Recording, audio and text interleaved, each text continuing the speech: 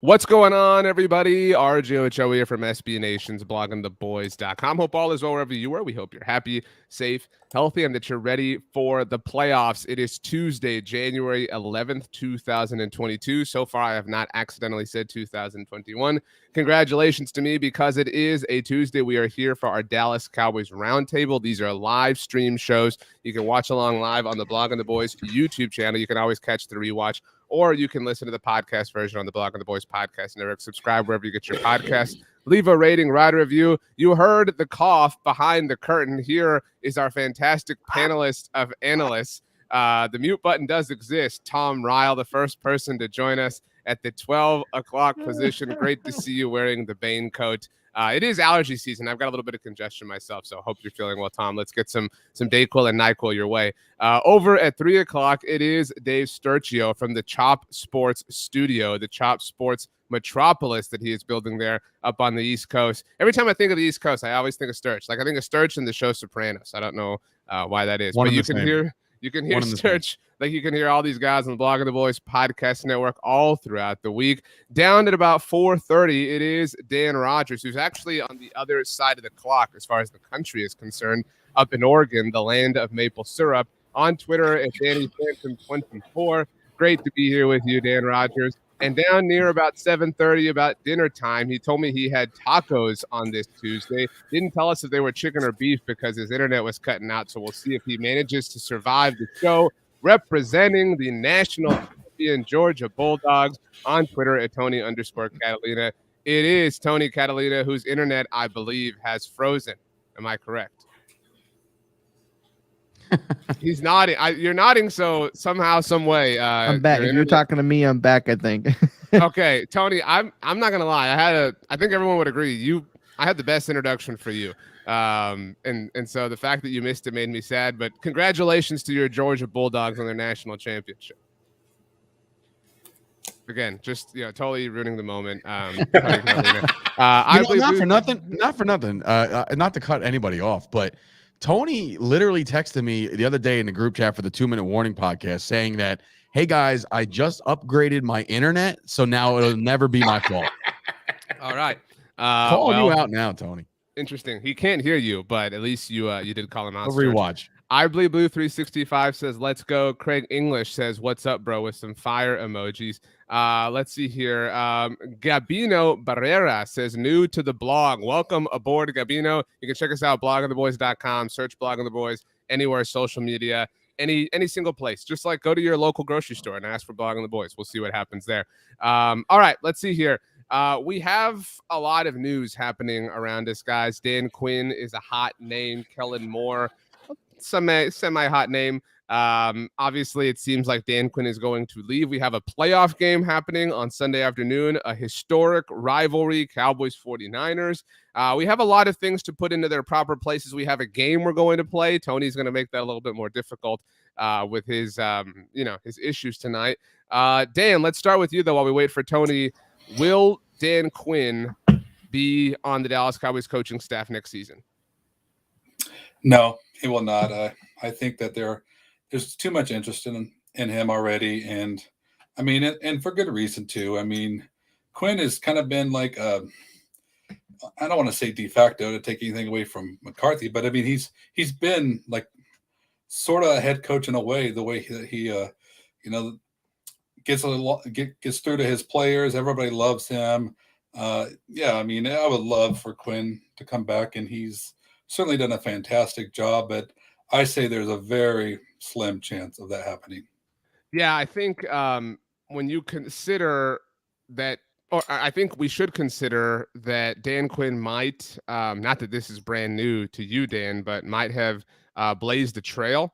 If you're Mike Zimmer, if you're Vic Fangio, if you're Brian Flores, and you're not happy with, assuming that Fangio or Zimmer could even get another head coaching gig, but you're not happy with the field as it currently stands, go be the defensive coordinator for the Dallas Cowboys. Go coach up Micah Parsons, play a lot of games in front of a lot of people, have a lot of success, and next year you can re-enter the cycle. Dan Quinn played this perfectly. He used us, Dan. Do you feel used? I don't know. I don't think it's that easy, honestly. I think Quinn deserves a lot of credit. Sure. I'd love to say someone else could come in and we're just going to, pick up right where we left off. But no, I think we used him. I mean, he turned our defense around, and so I don't know. I mean, obviously it's a great gig to have. There's a lot of talent for whoever shows up, but we're gonna miss him. Essa Bay says there's so many people interested in Quinn. I can't imagine he stays. Johnny Boy RN says Quinn is too good of a coach not to get another shot at a head coaching position. I just hope it doesn't distract him through the playoffs. I don't think it will. He's done a great job. At least has said all of the right things. A shout out, first of all, Ethan says, looks like I made it home right on time. Welcome aboard, Ethan. And a big time shout out to AJ, who says getting that double time pay and watching Blogging the Boys. What a good day. So I don't know where we're being streamed, guys, but AJ's boss, he's a hard worker. All right. Just, let's get some triple time pay next time. But anyway, by the way, Ethan does chime in and say, I'm not trying to be a homer, but I do not believe for a second Dan Quinn is leaving. I think we would all agree with that. Sturch, I want to come to you next. Kellen Moore has also been a popular name throughout the coaching cycle. Tony did just text me, he texted me too, Sturch, no big deal, and said he's rebooting his computer, so we'll see if he manages to make it on. Is Kellen Moore on the Dallas Cowboys coaching staff in 2022? Dave Sturchio. I think the likelihood of Kellen Moore being gone is more likely than Dan Quinn being gone. And the reason why I say that is because I think that we have ourselves a little bit of look, we all want the ultimate goal, right? We all want to get to the Super Bowl. We all want to win the damn thing. But the way I see it is if we don't, I think Dan Quinn has that mentality of like unfinished business and he's going to stick around. Kellen Moore is going to be that boy wonder, like that the hot commodity, the young guy is, he's got all the right moves, blah, blah, blah, where a Jacksonville might benefit from him, or a new spot in Denver or Vegas if they open up, there's different spots for Kellen Moore. And I think that offensive minded coaches get that quick phone call. They get that quick phone call. We've seen it plenty of times. We've seen it with Josh McDaniels. We've seen it around the league. And I think that Kellen Moore has the more likelihood to walk out the door and not be a Dallas Cowboys staff member next year. So first of all, speaking of staff members, Tony Catalina, are you with us? I think I am. I think let's give this another shot here. Okay. I paid for more internet, Tony. I paid for more internet. What is that? Pay for more, got less. You've missed a riveting discussion so far, but you are here before we start our game. Very excited. I think we're going to have an interesting result here tonight on the roundtable. We've gotten some really positive feedback on the little competitions that we have done. But Tom, would you say that it is more likely that Kellen Moore is gone than Dan Quinn, because Kellen Moore is maybe a little bit more desperate for a head coaching opportunity? Not that he may not have any, in his future if he sticks around, but I mean, Dan Quinn is in a position where he's got a resume. Dan Quinn can kind of sit. If he really doesn't like the field this year, Dan Quinn has kind of the social currency to spend a little bit, where Kellen Moore maybe doesn't. Yeah, I look at it more than you've got to first get an offer from a team. And Kellen Moore, for all of his being one of the hot commodities right now, he's also still fairly fresh. And looking at the now 7 openings, now that the New York Giants finally got off the schneid and got rid of Joe Judge, most of those are situations that if I were an owner or GM doing the hiring, whatever the case may be, I would really be looking for someone that has some experience who could come in and try to put out various and sundry dumpster fires, with the possible exception of Minnesota, which if somebody came calling from Minnesota, I'm not sure who wouldn't want to listen, because outside of having to figure out what they're going to do at quarterback for the long term, that's a pretty good situation. And bye, Tony. Tony did leave again, so that will make the exercise very interesting, to say the least. Minnesota, kind of the neck of the woods that Kellen Moore's from, certainly closer, from a geographical standpoint than, say, Jacksonville or in New York. You mentioned it, Tom. News breaking about an hour and a half before we jumped on live. The New York Giants did finally fire Joe Judge. Dan, will you miss him? Will you miss Dave Gettleman more? I mean, your thoughts. Yeah, no, I'll miss him. I just like I missed Eli. Right. We never got to see like the holy trinity of Gettleman, Judge, and Eli together, right? Yeah, I just hope the Giants, continue to make great choices, and we have someone else that just continues their string of success. But yeah, absolutely, that's sad news for Cowboy fans, because we like Judge. Dan, I just from a chaos standpoint, I'm sort of rooting for the Giants. I know this is impractical, but to hire Jason Garrett, just to put you in a sense of emotional turmoil. Just Dan loves Jason Garrett, so that would be really fun. Clayton Lockhart says, "What to do, RJ and Co? Just smash that like button." Thank you, Clayton, for always encouraging people to like our videos and support our channel here at Blogging the Boys. All right, guys, as we kind of stall just a little bit longer and wait for Tony. This was on the rundown, so I'm not like purely stalling, but we are going to talk about this Cowboys team and some qualms that we have with them. But before we do, we obviously have to acknowledge the playoff field. And Sturch, I want to start with you. Home playoff games are better than road playoff games. True or false? In Dallas's case, with their home field, I don't know, man. For Dallas's case, okay, but like generally speaking, you would rather play. Yes, it's supposed to be. Yes. Okay, you would rather play at home and have all the Sure. teeny tiny maybe macro benefits that come with playing at home. Mm-hmm. That was part of why you wanted to play to win last week. You were in nirvana as Mike McCarthy left his foot on the gas into the fourth quarter. So that being said, the Dallas Cowboys did climb in the seeding order. They are the third seed in the NFC. They could potentially host a playoff game in the divisional round. They could potentially host the NFC Championship game if things broke their way, obviously, if they continue to win. And so one of the things, in fact, the only thing that has to break their way if they are to host a divisional matchup, Sturch, would be the Philadelphia Eagles winning on Sunday before the Cowboys play the 49ers. So that being said, are you going to be rooting for the Philadelphia Eagles on Sunday? Again, so everyone's aware, just to be clear, the main point behind this is an Eagles win allows the Cowboys, assuming they win themselves, to host the winner of Monday night's Rams-Cardinals game. And one more point before the floor is yours, Sturch. The Cowboys, as we've talked about, have a day's worth of an advantage against the 49ers. They played last Saturday. San Francisco played on Sunday. If this went their way, they would have that same advantage for another week in a row. And it would be, in fact, a larger advantage because whoever won on Monday night would be the team that Dallas would play LA or Arizona. They would be on a short week, maybe if in Arizona's case, coming off of a road game, but a short week where the Dallas Cowboys have a normal week. So, Sturch, go ahead. Any other time, for the sole purpose of potentially hosting not one but two games in the NFC bracket, if the Eagles were to win this week and beat Tampa, Dallas gets a home game if they win. If the Eagles were to go into Lambeau Field and win that game, the Dallas Cowboys win and they can host the NFC Championship game. I'm just letting you know that's what could happen, right?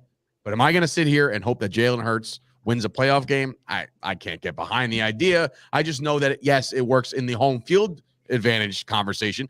But again, the Dallas Cowboys AT&T Stadium, unfortunately, the narrative is, and I agree because I've been there plenty of times, it doesn't feel like a home field advantage to me. And I know they want to do their whiteout and all that good stuff, and that's great, but it doesn't feel like we have that Lambeau, that Chicago, that Cleveland, that field, that Kansas City, that those teams, when they're home, it's a factor. Did you say Cleveland? The Dog Pound, yeah, man. I think their fans are passionate, right? As much as they've not been that great, going there, it's a hostile environment. Go to Pittsburgh. I think attendance doesn't qualify as passion, but fine. But I'm just saying, I just think the home field advantage for Dallas doesn't add up to the home field advantage for other teams in the NFL. So Kevin says yes on the Eagles. John Wick makes me sweaty. Never thought I'd say that out loud. Says thank you, Sturch. So seemingly agreeing with you.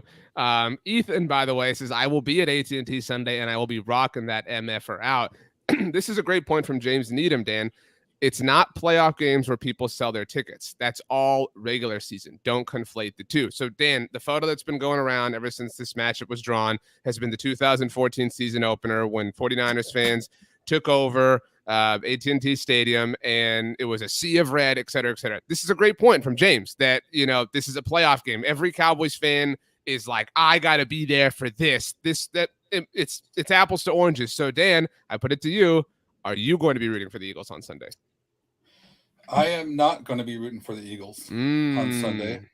I have some reasoning. It's I'm conflicted. I'll say this, but the biggest reason is I actually do not want the Packers to have an easy opponent.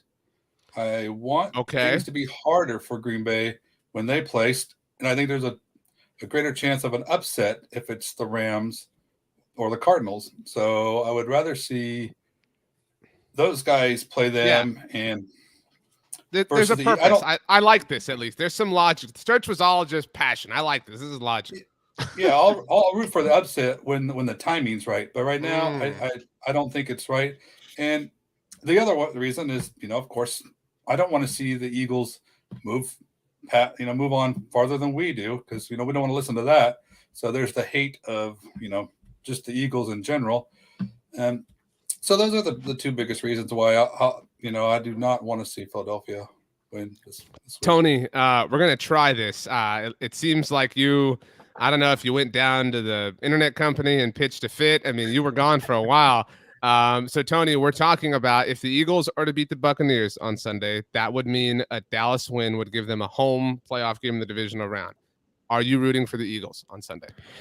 Yeah, I mean, I hate the Eagles as much as anybody. I hate the NFC East. Division. I hate the NFC East as anybody, right? But at the same time, anything that's more advantageous for the Cowboys, I'm all in for. I'd rather the home game. I don't have any, I don't care if the Eagles beat Tampa Bay, and if we get bounced in the first round and they win, whatever. I mean, my gripe, and the reason I'm a fan of the Cowboys is for them to win Super Bowls, not for the Eagles to lose or win. I don't care. So look at this dude just coming off the bench and sinking threes. Oh my gosh, Tony. Sixth man. Wow. Okay, Tom, split the tie, because Tony's argument was good enough for two, and Dan and Sturch were against. Well, it's kind of like last night when the vast majority of the nation was rooting for anybody but Nick Saban to win the national championship and got satisfied. Thank you, Tony. I feel like I can go into this game rooting for anybody but Tom Brady and the Buccaneers to win, except it's the dang Philadelphia Eagles. So I'll still kind of be rooting for the Buccaneers to lose. I just am morally conflicted because I can't figure out how that cannot involve an Eagles win, which sticks in my craw. That's the classic, Cowboys homer response. Like, look, I can't root for the Eagles to win, but I can root for the Bucks to lose. All right. There's merit to that. I mean, Dan's path is probably the best. Yeah. It ensures that Philadelphia doesn't get past Dallas, because if they were to win early on Sunday, it would be in the back of all of our minds like, man, what if we lose? Then the Eagles got farther than us. That would be annoying, blah, blah. So it ensures that. It gives the Packers a tougher opponent, theoretically speaking, in the divisional round. And if that is an upset, then Dallas still gets to host the NFC title game. So, if so facto, Dan wins the round. Good for you, Dan Rogers. Anybody upset with that? Good. All right, great. F Kit Crutch says, call me crazy. I want the hardest road possible. Definitely. You're crazy. Definitely an interesting approach there, F Kit Crutch. All right. It is time for our game. I have asked each person here to bring sheets of paper and a pen. Tony, you had some issues, and it looks like you are having them again. Tony, are you there? Goodness gracious, this guy. All right, we'll see what happens with Tony Catalina. Tom, Sturch, Dan, do you have your pieces of paper? Yeah. Yes. Are you sure, Dan? That was a question. Well, I don't know how many pieces I'm going to need. Well, you'll need one less if Tony's gone. I'll say that. But let's get Tony off the screen. If he returns, we'll get him back up there. Ethan, by the way, says, I forgot my pen. Anybody have a spare pen they can lend? I got you, Ethan, right here, bro. Yeah, me too. All right. I got two. So we're all focused on the 49ers. All the talk is on the Niners, and I'm sure we'll kind of cover that here. But I have asked each person to prepare the take that they are most passionate about when it comes to the Cowboys. All right. This could be positive. It could be negative, but the thing that they feel the most passionate about when it comes to the 2021 Dallas Cowboys in our current moment. You all sent your takes earlier. Does anybody want to amend it? Don't say it out loud, Tom, but does anybody want to change, what they sent earlier? Okay. No. All right. So what I would like each of you to do is I would like you to write agree on one piece of paper, disagree on another piece of paper, and as somebody else is talking, hold it up. Hold it up whether you agree. You're gonna throw some love, some flair at your fellow panelists. Whoa, that was a loud tear, whoever that was. Goodness gracious. That sounded like one of those spiral notebooks, like that goes all the way around the entire spine. And after a person is done, just like the slam dunk contest, 1 to 10, 10 being the highest grade you can give, the highest level of agreement, 1 being the lowest level of agreement. We're going to give every single person here a grade, and then we're going to add them up, and we are going to objectively determine tonight's winner, since I've been accused of doing it in a bit of a subjective fashion before. Is everybody okay with this? Okay, could you run back? We are going to hold up agree and disagree. That's just more for moral support or moral, tearing a person down. This is a strategy, Tom. You want to, if you want to throw up disagree while Dan is talking like you do offline, it's up to you. You want to try to bring him down. Dan, we all have to, just like a closing argument, we all have to step up and make it. So you got to play some mind games with people. All right. If you want to write something else besides agree or disagree, you can keep it PG-13. This is a family show, All right. So, wow, Tom, that is some large penmanship. That is great. Everybody going print. Nobody went cursive here. I find that interesting. We teach cursive in school anymore. I mean, my third grade teacher, Mrs. McDermott, would be really upset if she found out that nobody went cursive. All right. Now, does anybody feeling cocky? Anybody want to go first? Anybody want to make their case first, or are you guys scared and want me to do it? I'll go. I don't care. I actually want to save your Sturch because it works well with Tony's. All right. So, Tom, you can go first. The floor is yours. Okay. And this is, and you do have to preface this with, we kind of whoever got in first got to claim their topic. Don't forget about that. However, I do firmly believe this, as a matter of fact, more than the ones that I think I saw before me, is it's up to Kellen more than anybody else how the Cowboys fare, because if the Cowboys are going to win this game, I think they have to come out and start scoring points. If they don't score points, if they don't get a lead built up, then I don't see how. I think there's a great fear of the 49ers running game.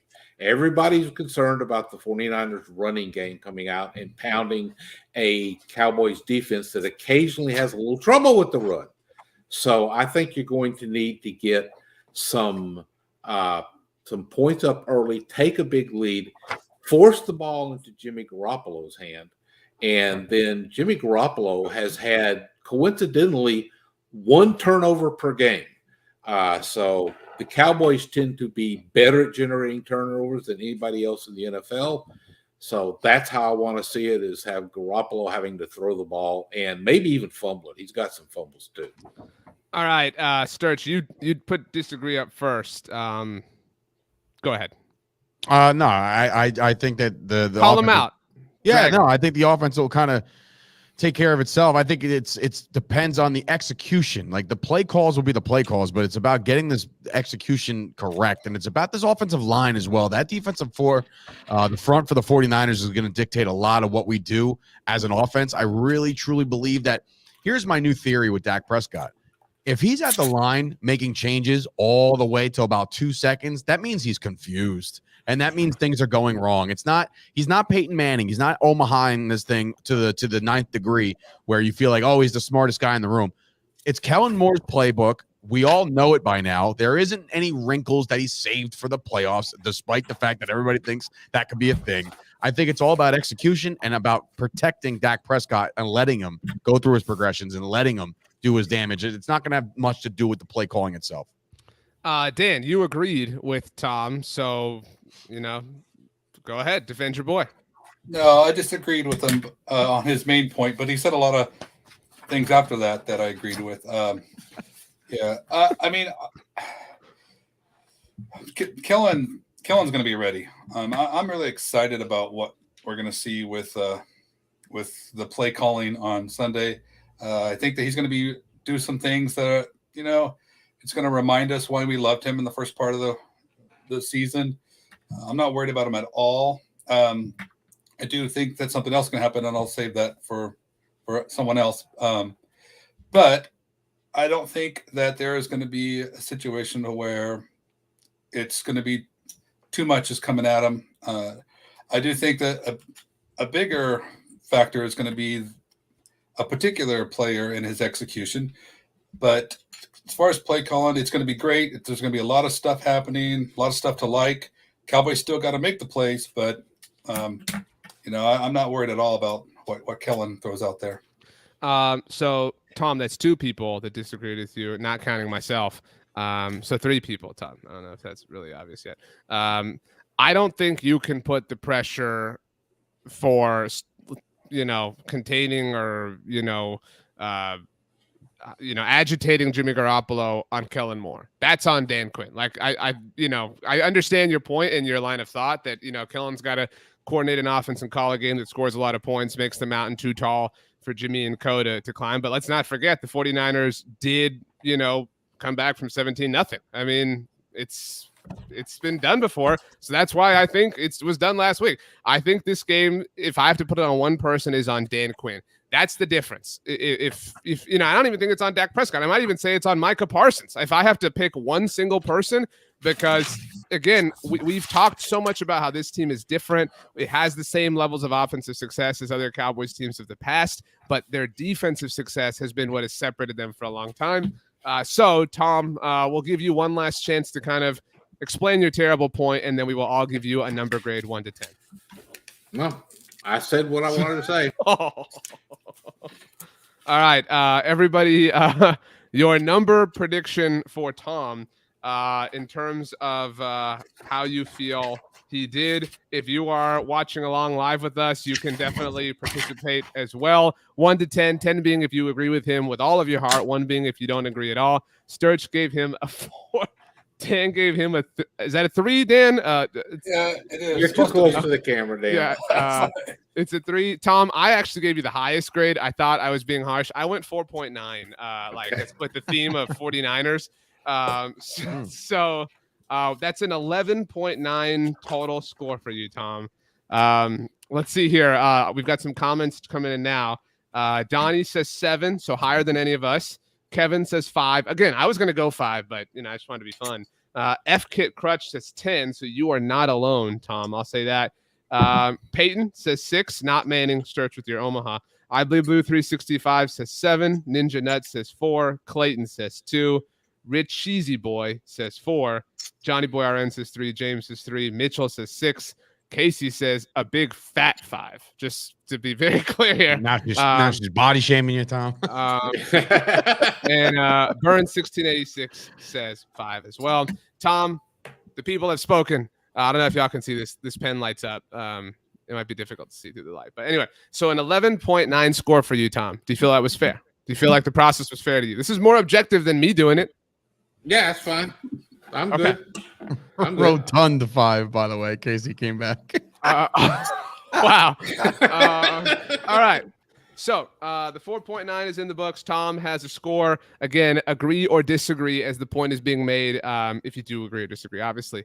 Dan, you'll come up next, but I will go ahead and go. I think Tony's just out. I haven't heard from him. So he might be, I don't know, might be somebody in trouble up near Tony's neck of the woods. So here we go. Now I was first. Tom, you mentioned it, that we all kind of claimed dibs. This was my idea, so I got there first. So Tom did kind of want a piece of this, to be very clear. So I think in a way I've already got an advantage in that. By the way, Tom, DJ Dog 31 says Tom gets best background with the old school flag. So picking up some points. Here we go. So Oops, wrong way. I did kind of call an audible from what I told you guys in the chat. My take, thing I'm most passionate about. All right, that's where this is coming from. Greg Zuerlein is a problem, but John Fossil is a bigger one. All right, now I recognize that John Fossil has done a lot of good. Dan, you're holding yours too low, so we can't see. There we go. Okay. I recognize that John Fossil has done a lot of good, and he has turned the Cowboys special teams group into a solid one in the overall. So I don't mean like, John's terrible, get rid of John, need a new special teams coordinator, whatever. What I mean is that the problem of Greg Zuerlein is no longer a Greg Zuerlein problem. It is a John Fossil problem. All right, Greg Zuerlein sucks. We know that. Like, breaking news here. I mean, like, I don't blame Greg Zuerlein at all for sucking anymore because we know that to be the case. What's he going to do? Like, he's going to just, what, guys, I'm good. I'm going to retire. I'm going to stop taking these, 50 grand checks because, I have too much integrity. I don't want to do that to the Dallas Cowboys. No, Greg Zuerlein's going to keep getting paid and kicking balls and showing up for work every week and missing field goals and missing extra points. And so, like, this is and has been on John Fossil for a long time. I understand you want to bring your boy with you from LA to Dallas. Fine. We were all kind of juiced about the idea of Greg Zuerlein in the early days of 2020. I understand he has the watermelon kick. You feel like this is why I've got this high level of comfort with him, et cetera, blah, blah, blah, whatever. Okay, cool, John. I understand you want to bring him back for 2021 despite the struggles because everything sucked last year. Fine. You know what? We'll give everyone a mulligan for last year except for Jalen Smith. That's the only thing we're willing to like fully discount. All right. But John, and the take I hate the most, to be very clear here, because I've been tweeting about this. I've been on a rampage, all right? And people think I'm anti-Greg Zuerlein, but when it comes to this problem, I'm anti-John Fossil. All right, people love to say, oh, you know what? It's too late now, so why are you moaning and groaning? Like, what do you expect? Like, they're just going to bring in a kicker off the street? What do you want? And I've said this, and I mean it completely seriously. I want them to build a time machine and go back in time and be humble enough to admit their mistakes. And that's impossible, which means they're either going to luck out or they screwed us. One of those two things. It's not anything in between. And look, Greg Zuerlein has missed a field goal or an extra point in 8 of the 16 games that he has played in this season. Half of the time he has cost the Cowboys points. You can make an argument they lost the Tampa Bay game because of him. You can make an argument they lost the Arizona game because of him. He has missed a kick in 15 of 32 games with the Dallas Cowboys. He has missed a field goal or an extra point in 2 of the 3 playoff games that he has played. When John Fossil was asked about Greg Zuerlein on Monday, he said, look, if I'm wrong, I'm wrong, but I think I'm going to be right. I guess we'll see. What the hell kind of coaching is that? Like, that's like, that's the stupidest thing I've ever heard. It's like, RJ, why'd you buy this lotto ticket with these numbers? I don't know. I think these are going to win. And if I'm wrong, I'm wrong. If I'm right, great. We'll see. That is so stupid. That is, I think about this movie a lot in this context. Have any of you ever seen the movie 21 with about the MIT card counters and stuff? Well, if anyone hasn't, it's a movie about kids that go to MIT. They're very smart and they count cards, whatever. Their teacher, their professor is like the head of the scheme or whatever. And so he's the one who teaches them how to count cards, et cetera, blah, blah. The main character has an emotional moment near the middle of the movie. He's all upset about the girl he's pining over and whatnot. And so he goes down and he has a few too many, and he's no longer counting cards. He's just hitting and going over and over and over. And the professor is scolding him and says, you were no longer counting cards. You were gambling. And that is a different thing. And John Fossil is no longer counting cards when it comes to how he approaches this position.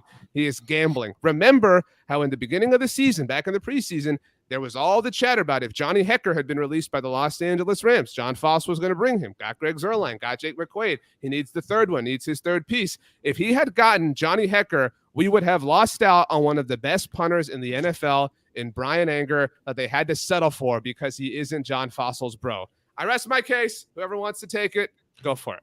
Kevin Spacey was the main actor of that movie. Phenomenal film, by the way, as far as 21 is concerned. All right, first of all, we saw what happened when Mike McCarthy came on board, right? He was going to go get his boys to come, his brothers in arms to come coach this team. Mike Nolan, remember him? He was here for a cup of coffee. He wound up stinking up the joint, right? So right away, you got that mentality of saying, you know what, maybe let's not bring our friends and our old compadres. Let's build something together. What John Fossil did was bring his boy from LA, right? And listen, statistically, historically, they called him Greg the Leg for a reason. People liked Greg Zuerlein, but somewhere along the line, whether it be the back injury or whatever they were claiming, right? That's fine. If the kid is banged up, right? Do something about it. The Cowboys were competent in their ways and letting their punters and backup guys and guys off the practice squad kick off while Greg Zuerlein was resting and making sure he was good to go. That's not how you do it. This is a Wally Pipp moment for all you old school, sports fans out there. If you get hurt and somebody comes in and takes your job, that's it. You lose your job. Greg Zuerlein should, at the very least, and I've been saying this since Jump Street, had competition. Just get him a kicking competition. If somebody sinks 15 out of 16 in a tryout and Zuerlein's 11 of 16, who are you going to take? And unfortunately, you're right. You're absolutely right, RJ. This is a John Fossil thing, because in that event, if somebody hits 11 out of 16 and somebody hits 15 out of 16 and 11 out of 16 is his buddy, he's taking his buddy. And that's the problem. Kevin says, if Fossil is wrong, is he going to go out and buy me a Super Bowl trophy? I hated that quote, Dan. I cannot think of a Cowboys quote that I have hated more than that. The hubris involved there. Oh, I'm sure. Okay. What's the quote you hate more? I think, you call the audible here, RJ, but I think that you should have stuck with the original play. And I think what lost it for you was when Fossil brought in Tiger Woods. So, man. So, I really go ahead, Dan. Sorry. I mean, I feel like I'm Kevin Spacey coming down to talk to you. It's like, okay, you're too emotional on this. Let's put this in perspective. Yes, it was stupid what Fossil said. I agree completely that all that stuff was just tough to listen to. But is he bigger a problem than Greg Zuerlein? I mean, in the like scope of the Greg Zuerlein problem. That's what I mean. Again, he's a phenomenal special teams coordinator. He's just too emotionally compromised here. Yeah, well, I mean, if we're just talking about how we're dealing with Zuerlein, then I don't know. Then I guess McCarthy's the biggest problem. Then I agree with you. I agree with you there. But I just think that I don't know.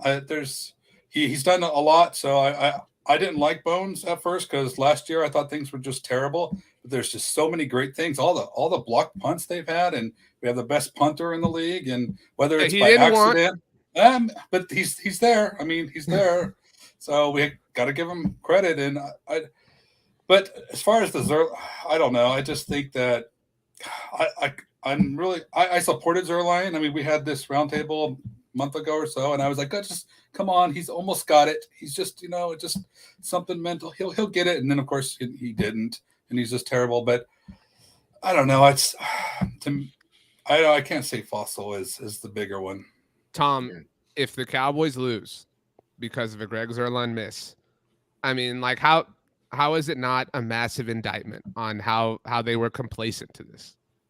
Okay, so you said yourself what you really Tom, want. I gave you the highest score on your point, just to be very clear, because you sounded very tense right there. I just want to be very clear. I have to look at things objectively and as an honest analyst.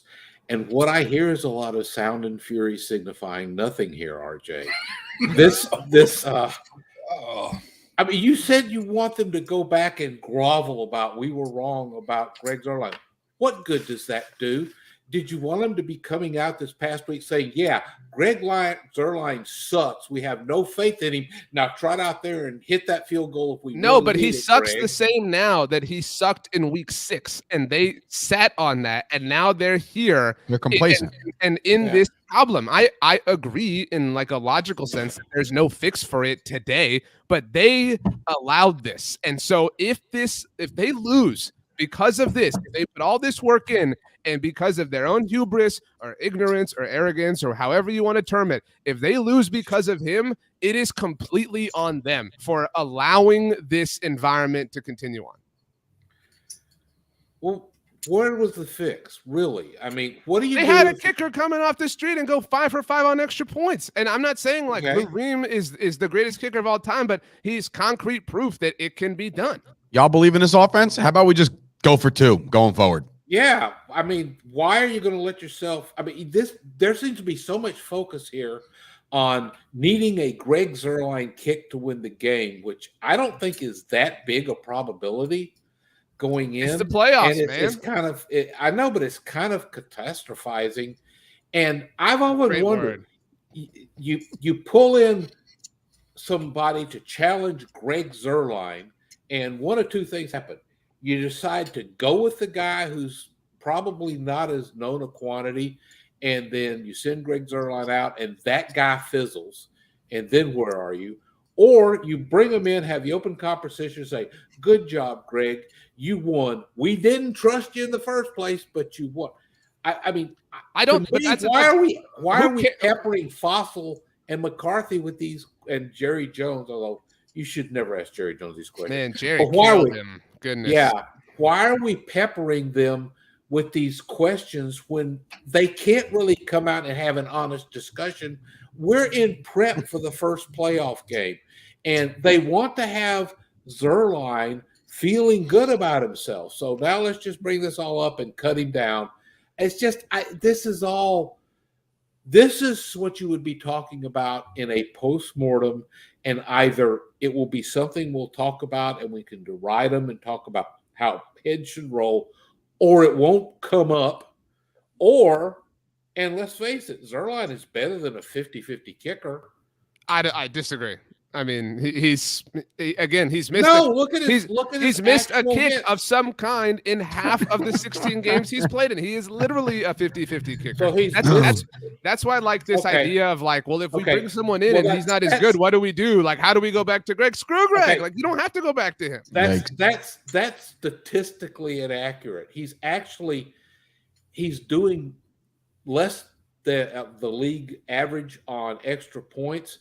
But if you look at the time, you know those analytics charts that tell you whether you should go for it or kick? He is like at about 80 to 90% on the kicks where the chart says you should go for it. Well, the analytics says this is a smart place to kick the field goal. He is kicking very well. I saw that out on Twitter, and I can't quite find that.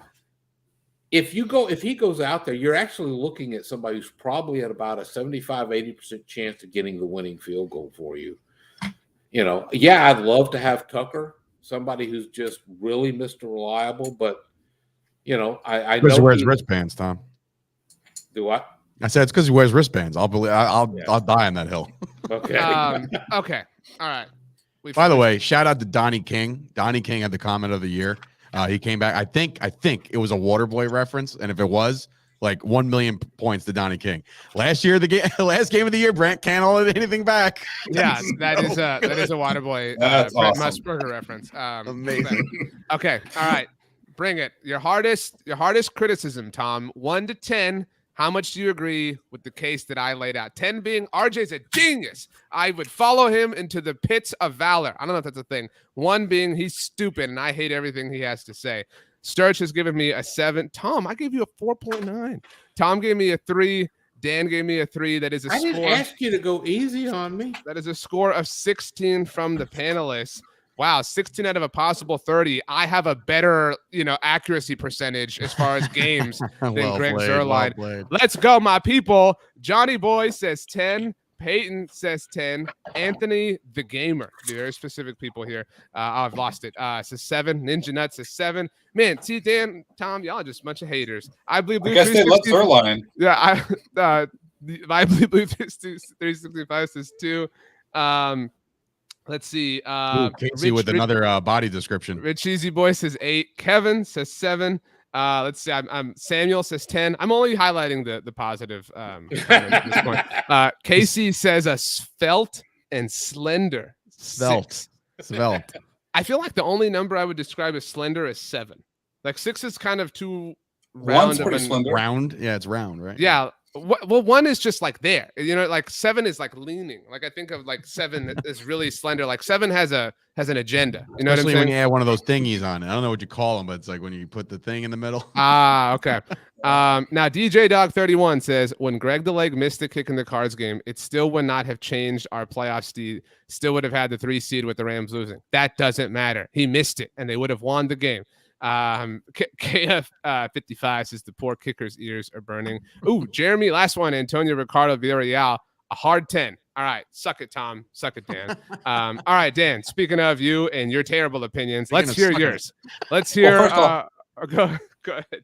I just want to say I only gave you 3 because I'm running out of paper. So Sturch is also going to get a 3 or an 8 if it's really good. So just to let you know. Right now. Did you only bring 1 sheet? You're writing on both sides. He's at home, Tom. He didn't bring. He's got everything there. He's going to write on the back of bills. Oh man. We're gonna find out his AT&T wireless bill after he puts up his next number. All right, so by the way, sorry, Dan. Casey says I meant to type 7, haha, but my non-svelte hand messed up. All right, cool. So we're all on the same page. Dan, go ahead. The take you're most passionate about. So I'm tired of doing so well on these roundtables so recently. So I'm going to rest my arguments, in preparation for the playoffs. And I'm also tired of Tom always, sinking to rock bottom. And so I'm going to give him a chance here to just not be last, because nobody's going to like my take at all. Just prepare yourself right now. So my take is, if the Cowboys get bounced from the playoffs, it's going to be because of the play of Dak Prescott. Now, I want to say first that it's not going to, he's not going to be terrible. I love Dak Prescott, but I honestly think that the Cowboys are going to do enough to win this football game. But if Prescott is not playing at a high level, we're not going to be able to beat some of these teams. And, we've seen some of his struggles down the stretch, and a lot of it is just with his instincts. And like I say, when he gets confused at the line and some of his reads, he's not decisive with the ball. And a lot of this has created some issues with our ability to, put points on the board. So that's my biggest worry. I love Prescott. We did like a roundtable a few weeks ago, and I wore a Prescott jersey because I did that because I wanted to tell everyone that I still love Dak Prescott. He's a great quarterback. Make no mistake about it. And then we actually had a draft that episode, and I get him like 9th overall because nobody wanted him. So what is Tom doing? He pulled up a tweet. Hold on, Tom, I'm gonna read this. Are you showing us your phone? This is Tom. No, bring it closer, Tom. This is good. Remember, a football team is 11 men on the field at the same time, includes the offense, defense, special teams. One player, no matter how good, doesn't win by himself, according to Tom Royal. That is my entire rebuttal. You're right, but I tell you what, he's a very important player, and he's got to play at a high level for us to go far.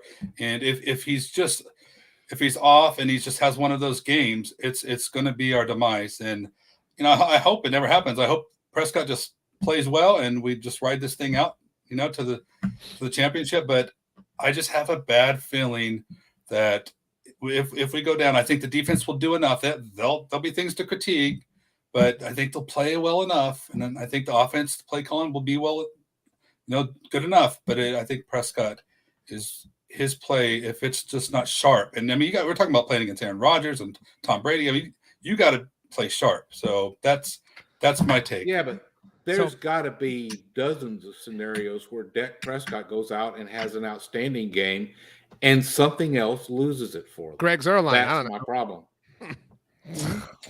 Are there, Tom? Okay, give yourself an extra point on your score for me for that. Not if Greg's kicking it. By the way, Mike O'Daniel noted I did the math incorrectly, which is really embarrassing, that I had a score of 13, not 16. But you know what, Mike? I'm still in the lead, so, who's the real winner here? Okay, Tom, you make a great point, but I'm gonna kind of speak up for Dan and take your point in a bit of a different direction, if you don't mind, Dan. You can agree or disagree if you want, but Mitchell says totally agree. Now is the time for QB1 to earn his money. And so where I agree with you, Dan, is the narrative. All right. And like, that's fair or unfair, Tom. Okay, fine. It's a game of 11 people, but like, this is, if they lose and he is not great, if he is Denver Dak, or first 3 quarters of the Raiders game Dak, or, the 3-game stretch from New Orleans through New York Dak.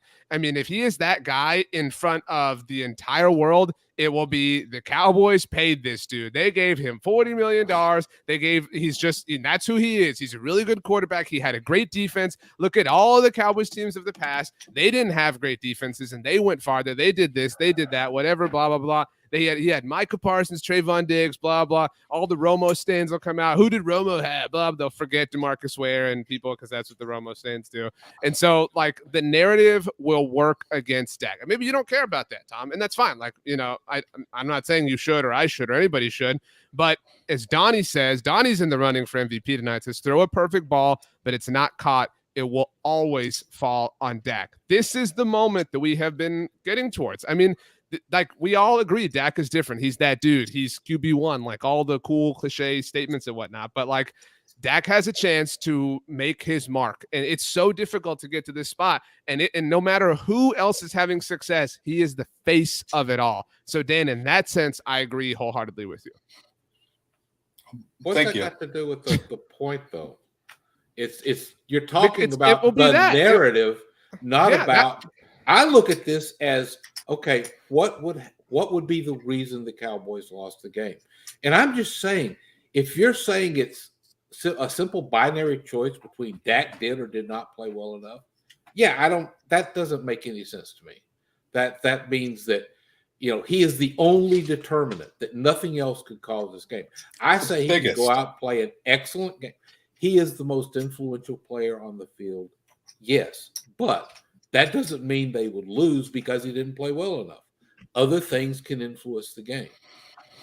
I'm just saying it's just taking it to the extreme, where if you had made the argument that he's the most important factor in the win, then yeah, you could have got like an 8 or a 9 from me. That's obvious. Yeah, that's but the point, Tom. But that's not what it says. Well, I think Dan encapsulated it well. Anthony the Gamer says Dak is making $75 million this year. He's going to shoulder most of the blame. He has to be great in the playoffs. That is the expectation. And if he's not, it's in the context of the situation, obviously, but it's disappointing. It is. Well, that's why. Go, Sturch, the floor is yours. No, I'm just saying, let's be honest. I mean, every time Dak Prescott has played a playoff game, he's actually done very well.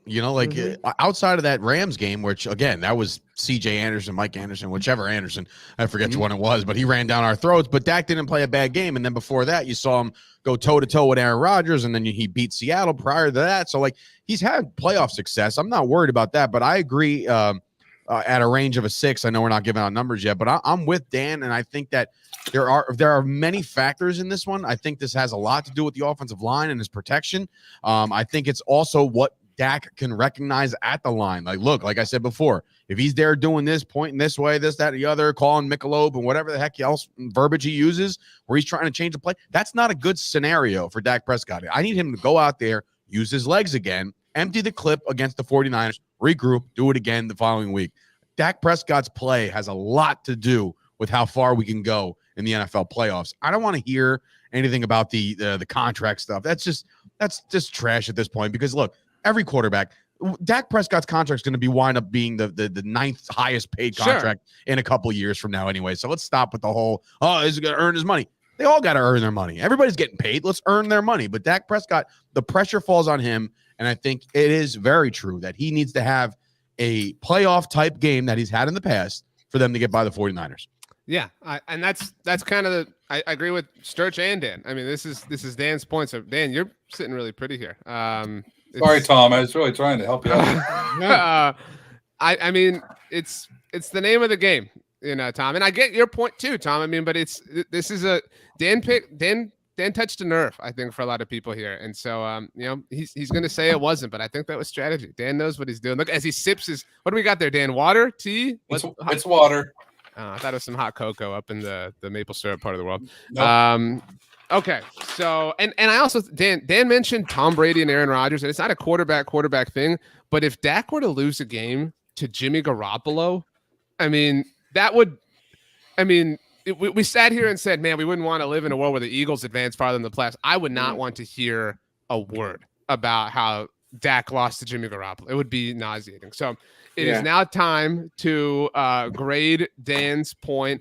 10 if you completely agree with him. 1 if you don't at all agree with him. Tom, you had a huge problem with him, and you gave him a 5 and gave me a 3. What the hell, man? Because I think he is at least talking about something that's far more pertinent to the playoffs than your rant about the kicker. Tom, I think you look marvelous tonight. All right, kicker. Just so that is on record. Tom, what can you hold your score up again, please, Tom? It was a 5. Okay. 5. Sturch, because I think he's half right in his approach. It's just wow. It's not so you're half wrong, Dan, is what I heard. I give Dan an 8, an Ocho for Ochoa. So that's 14-19. Somebody double check my math here because I got it wrong a little while ago.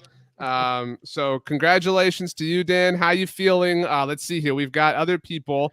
Donnie says 6. Kevin does 2. FKit 5. Jeremy says 4. Anthony the Gamer goes all the way to 9. Johnny Boy says 0. Nope. Mike 7. Dr. Forbin / Colossus says 3. That's a classic reference. Oh, Kevin says Tom is actually Fossil in a Tom costume tonight. Now I understand what's going on here. That makes sense to me. Yeah, I wish I had that paycheck. Casey Hammond rocking hot 8. Dan speaking the painful truth. Dan, your thoughts? I'm surprised. I think our fan base is pretty smart, and that's it's something that we don't want to accept and don't want to think about. But I just think it's a real possibility, and we've seen a glimpse of it this season, and I just think this is a really good football team, and I mean the table is set for us to go places, and Dak's just got to be great. He's got to be great. It's our time to be great. I mean, Sturch is right. He played well in the other playoff games, but he's got to be great. Tom. Sorry, Tom. Yeah, I just wanted to go on a side note. On the comment Kevin Shary said about me actually being Fossil in a Tom costume, is that a pun on the way he spelled Fossil? Yeah, that was indicative to your age too. I don't know that he's. I think if it's a pun, it's for Bones's like awful way of thinking. It's antiquated. That's how I took that at least. Yeah. I give him extra points if he worked that in as a pun. That was clever. Jaime says 10. All right, Sturch, we're gonna get to yours, but we don't have to have a huge chat about this, Tony. R.I.P. By the way, clearly, gone but not forgotten, Tony Catalina. But his point was this, and I wanted him to come after you. So, Dan, Tom, you and I can kind of just set Sturch up here. No spoilers what Sturch's point is, but this was Tony's point for everyone. The majority of touches should go, incidentally, to Tony Pollard on Sunday. Now, Dan, Tom, the Cowboys chose to rest Tony Pollard last week. One of the only people who they made the conscious decision not to play. Wasn't a COVID or illness or, injury sort of situation. This does kind of feel like they might recognize that. Again, I'm not going to make Tony's point for him, but just, and everybody, if you're watching, agree, disagree, number, whatever you want. And I guess we'll count Tony here in spirit. Dan, Tom, Sturch, agree or disagree? The time is for you, Sturch says disagree. I'm going to go ahead and agree with Tony Catalina. So does Dan. So does Jesus. So we've got let's see here. At Gatlin, Garrett says Tony 10 with a bunch of exclamation points. Johnny Boy 10, Dr. 10, Jeremy is a 10. Corey agree. The other people were saying agree. Burns 1686 says agree. Dan, Tom, do you want to add anything though? Ethan does say. Well, Ethan, we'll save your comment for Sturch, but spoiler alert there. So Richard says agree. Tony Pollard needs the ball. Dan, your thoughts here, just quickly as we wrap up Tony's point. I just want to say I think Tony was, pandering to the audience. I think who's not going to love that? Everybody's been talking about Pollard since he's been on the team. So I mean, I do agree with him. The more touches is tough because I really think this game is going to be one where it's going to be pretty close. I definitely want to see a good dose of Pollard. I don't know as far as if Zeke comes out with a couple more, I'm not going to, if the Cowboys running game is effective. But no, they did rest him, and it is kind of weird. And Zeke's out there, running hard. It's kind of odd. So I think that Kellen has plans, and I think it's an include. Tony Pollard running around. Tom. Great. Tom. No, I think he should see it because I think he's more explosive, and I think he's a bit more dangerous in the passing game. Where you need Zeke in is when you need pass protection, when he's not necessarily getting a touch. And that's what people kind of forget about is that Zeke's greatest role might be when he's not touching the ball, which still kind of argues that Zeke's that Tony should maybe get more touches in the end. So to that point, I agree with you, Tom. Like I agree that Tony Pollard should get the bulk of ball in his hand moments. That's what I think. That's how I would define it. Like, if you want to call touches, plays, snaps, whatever, because Zeke has a role in pass protection, sure, totally agree with you. But as far as who you are prioritizing as an offensive weapon, as a scorer, it has to be Tony Pollard. And I don't know about our Tony, but I think that was his point, just based on kind of talking to him beforehand. So if everybody's ready to grade Tony, Dan, I know you're in a tough spot with your sheets of paper. But wow, Sturch with the TikTok meme, your performance is so bad I can't give it a 0, but I'll give it a 1. I will go with an 8 for Tony Catalina. That's what Dan has as well. Tom, a 9. Oh my goodness. Tony might win this thing not even being here. A leading score of 26 for Tony Catalina. So in case it isn't obvious. It's pretty bad when we lose to somebody that's not even here. He stated something that I think 3 of us thought was self-evident on his face. Yeah, the Cowboys should win if they want to win. Okay. Sturch, I mean, I say this a lot like in jest, but the floor is yours, although I really don't see why. Your most passionate take.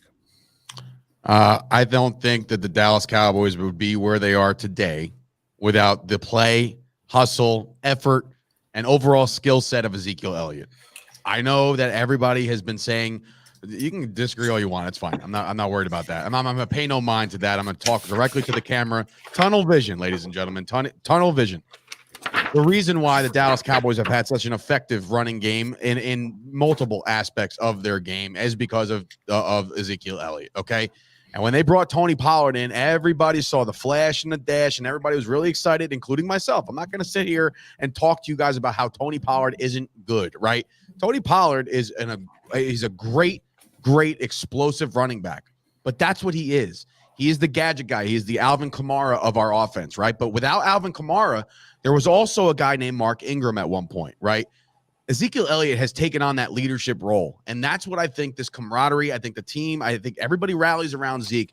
Everybody knows he's one of the faces of the franchise. Yes, it's the quarterback because that's kind of by default, but I think Ezekiel Elliott being there since Jump Street, since you talk about being in the wars, right? He's been in these playoff games. He's been here before. A lot of these guys have not, right? So you're going to turn to the leaders. You're going to turn to the guys that have been here before. You're going to turn to guys like Ezekiel Elliott. He's going to pick up the blocks better than Tony Pollard. He's going to run hard regardless. You saw that in a meaningless football game against the Philadelphia Eagles. And yes, was he trying to get his 1,000 yards? Yes, because when you look back at your individual performances, right? If you look back, let's just say, and we don't want this, let's just say the Cowboys trip up and they don't get this win this week, right? Ezekiel Elliott's got to look himself in the mirror and say, did I do everything I possibly could? Yeah, I tried to at least get my 1,000 yards to try to keep grinding away in a meaningless football game. We had everything locked up. We didn't need any other seedings. It just so happened, and I was the only one preaching on this channel, on this show, that they should play, right? I was the only one dying on that hill. Zeke Elliott is going to be the reason why, and this is something that you haven't seen all year round, all year. For the first time in what seems like forever, Ezekiel Elliott is going to be doing a lot of this on Sunday afternoon. Feed this beast. Let him pick up the blocks. Let him be on the field. And when the time is right, you splash in that dynamic Tony Pollard. But the split of the touches, no. Beat up the 49er defense. The only person that can beat up the 49er defense is Ezekiel Elliott. Sturge, bring it. I actually think you made Zeke sound worse. You made Zeke sound like a mascot. Like that's like you made it sound like all he offers is moral support. But when the Cowboys, after Zeke shows up and gets everybody hyped with the pregame huddle, and the Cowboys are ready to rip off a 43-yard run, hand the ball off to Tony Pollard. Like that. Yeah. That was my takeaway from. You took my. Tom, Dan, did you land anywhere close to me? No. Yeah, well, I just was thinking when he was talking about the last bit about the whole thing about grind down the defense. There was a great little study. I wish I could get it real fast. That basically said that's a myth. That it doesn't really work that way. That you don't really grind down the defenses the way people talk about. that run. It goes back to an older thing that running backs don't matter. Which what it really says is star running backs are not what you need. You just need good running backs and good offensive line blocking and a good offensive scheme, and you can get as far with a random running back almost, as long as they're competent NFL level quality, as you can with one of these stars. It's why you don't pay running backs. I mean, look what happened when the Titans. Derrick Henry went out and they didn't miss a beat. I wouldn't say they didn't miss a beat. I don't think that that's 100% true, but in a general sense, in general, they were fine. Okay, the difference in everything. Ezekiel Elliott is a strong running back. I don't think he's one of the elite in the NFL anymore. And I don't think he is a difference maker, because I just don't think running backs, especially in the Cowboys scheme, are in and of themselves. They are not a difference maker anymore. You know, your passing game is where you make the difference. I'm sorry, I literally lost my train of thought in the middle. That's fine. To clear the air, my favorite player currently right now in the Dallas Cowboys is Rain Dakota Prescott. And a lot of you're taking some heat here in the comments section, Sturge. A lot of people think your favorite player, Zeke. I don't even own his jersey. I don't. Well, Casey says Sturge isn't ready to hang. Casey's been a fantastic commenter tonight. Sturge isn't ready to hang up the Zeke jersey he got for Christmas. Got to get another few years out of it. The only 21 jersey I have in my closet is Deion Sanders, my friends. Johnny Boy RN, to your earlier point, Sturge, about Alvin Kamara and Mark Ingram, says Kamara is still a saint and Ingram keeps getting passed around. Yeah, where's Ingram now? He's a saint, so everybody calm down. Well, I know, but like he's taken. I'm talking about prime of what the roles they played. You know, Kamara was the dash and Ingram was the bruiser. This is how I feel that this is there. That's where we're at now.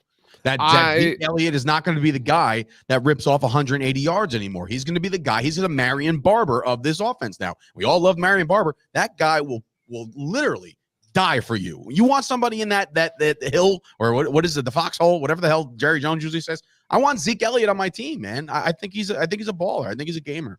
Yeah, if he's dying a yard behind the line of scrimmage, what good is that doing? I mean, we've seen too many plays like that, and that's fine. I'm a very big fan of like told you so moments. I'm a very big fan of that. So I can't wait to come back here next week after we beat the Niners and say Zeke Elliott had a $110 with a touchdown, when I'm going to say told you so.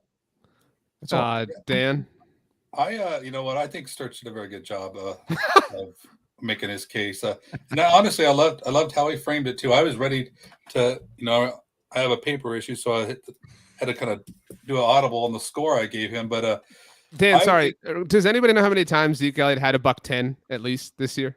You know what? It doesn't matter. Elliott is the most underrated player on this Cowboys roster. He doesn't ever get any credit at all. The guy goes out there and nobody realizes the reps he's out there and the fight he's given you. I mean, we can just say it, we can convert a 4th and 1, no problem. But no, it has to be done. And Elliott is gonna drive through there. And he's good in pass protection. There's a lot of things that Zeke does. Absolutely, we wouldn't be there without. I mean, he's a key piece. Defenses know that. I mean, defenses aren't just not worrying about Zeke. I am a big Zeke fan. I do think that there's great stats that talk about the mileage of a running back and the decline of a running back. It's undeniable, really. And I'm pulling for more Pollard, but we can't just disregard Zeke. And Tom wants to throw him away. I don't feel that way, but yeah, you're right. Like he has a role. I mean, but it should not be a primary role. It's kind of the main. Yeah, let's face it, the contract has always been a factor. He's an elephant in the room. Listen, I'll ask you guys this question since we're tossing, critiques back and forth, and that's fine.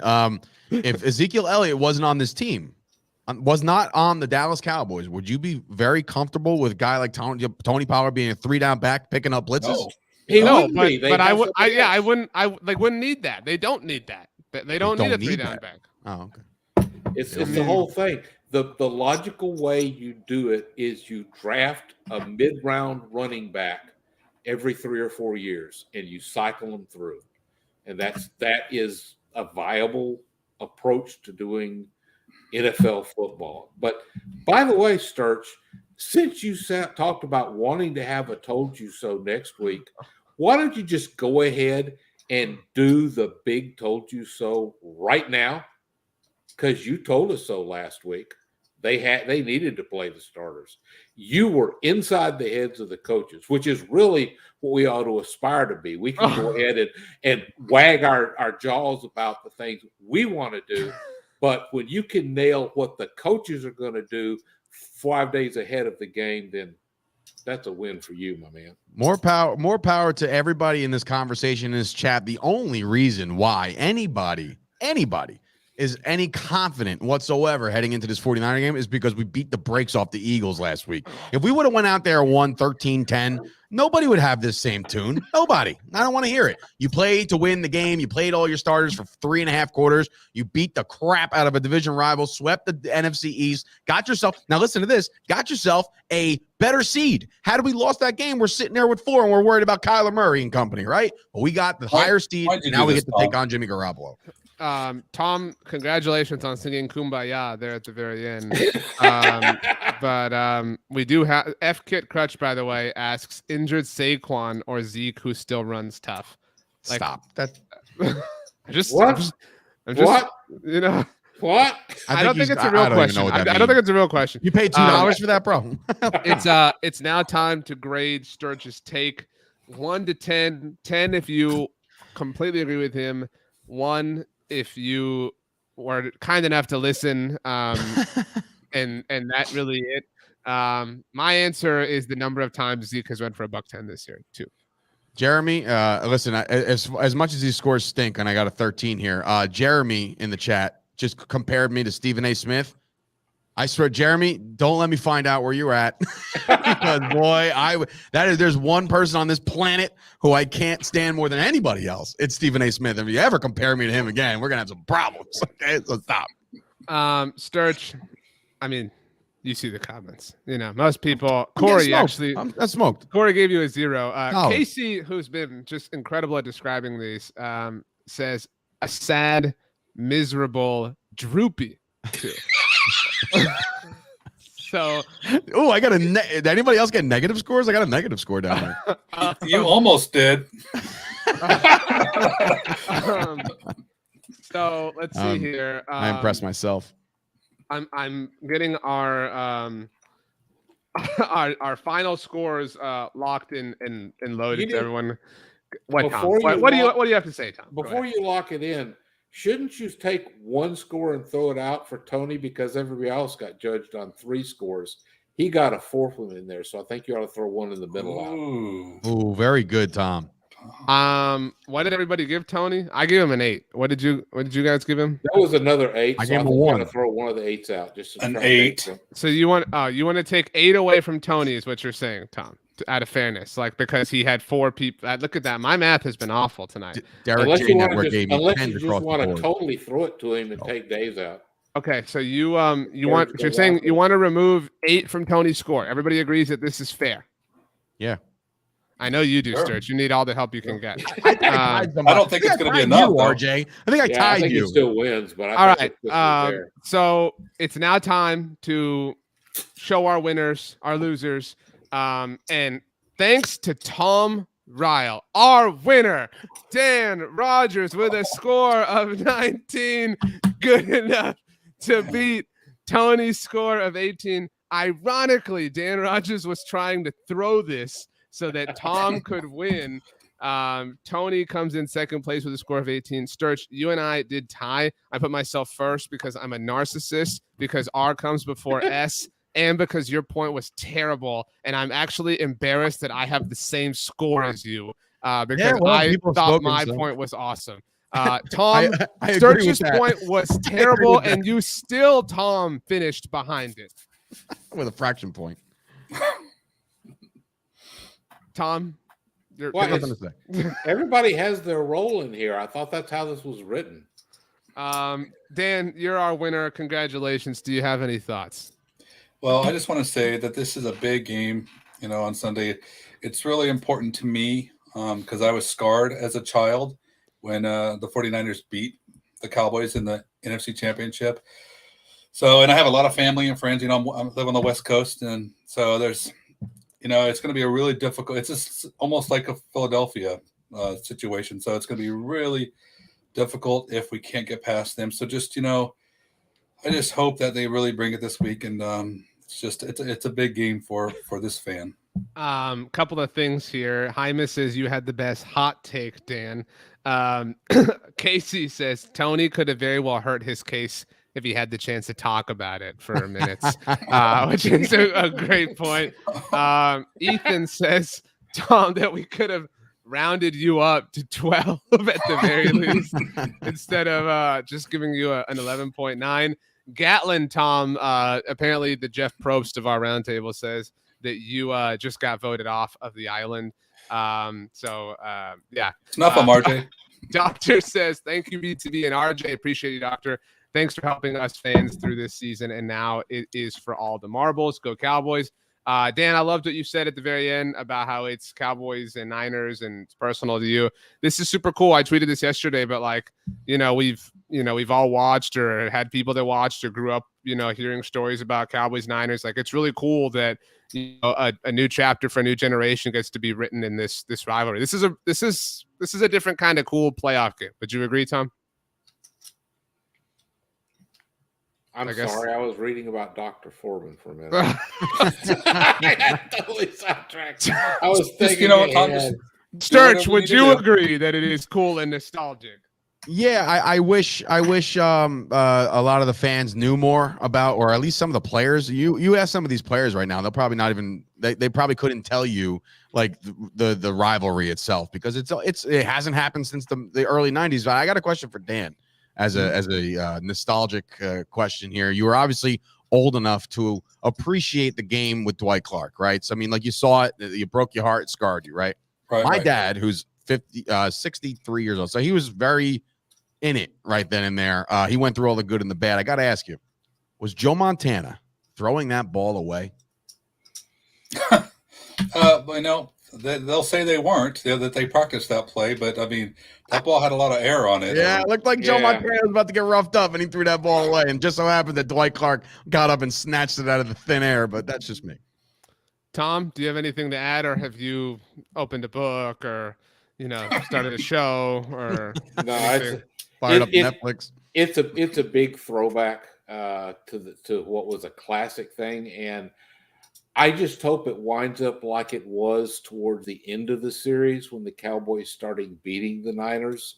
After the catch, that was a heartbreaker, but things certainly turned around. And I hope we can continue that and start a new tradition of making it far into the playoffs by rolling over them. Well said, Tom. Well said. And just so everybody is aware, Tony did send us a message. I'm pulling it up. Says, I'm so upset I was unable to participate. I bought a whiteboard and everything, and he sent us a photo. And I mean, you guys can agree if or disagree, but I'm being honest. He sent a photo of his whiteboard. He wrote, Greg Zuerlein is no bueno, and the Z in Zuerlein looks like the number 2. Do you guys agree with that? Does Tony know what the letter Z looks like? What are we looking at? I don't know. In the Slack chat, Dan. Oh, I found it. Yeah, It does. It is definitely a 2. That looks like a 2, not a capital Z. Which, props to him. Yeah, I mean, his number. A whiteboard would have. Oh, it is his number. So a whiteboard would have been the thing to have here, Dan. Looking at you. Well, first of all, you must have prepared our Tony a little bit more than us because you're like, bring paper, right? And this guy's got a whiteboard. Like, come on. To be fair, at least Sturch, Tom, you guys brought sheets of paper like the instructions said to do. Dan's using like gum wrappers. I mean, he was down to nothing. I mean, so just next time, write it on your T-shirt and just stand up. Yeah, I'll get a whiteboard. Well done. Thanks so much to everybody for joining us. If you jumped in late, you can catch the rewatch on the Blogging the Boys YouTube channel or listen on the Blogging the Boys podcast network. We have some shows dropping tomorrow. There's a new episode of the NFC East mixtape with myself and Brandon Lee Gowton, but a heads up, we did record that before the New York Giants fired Joe Judge. T's and P's, ending one of the greatest era in New York Giants history. Tom, the final words belong to you. Make them great, or everyone's going to be really sad for a week. Go. How are we ever going to live without Will Greer on the roster? He got released?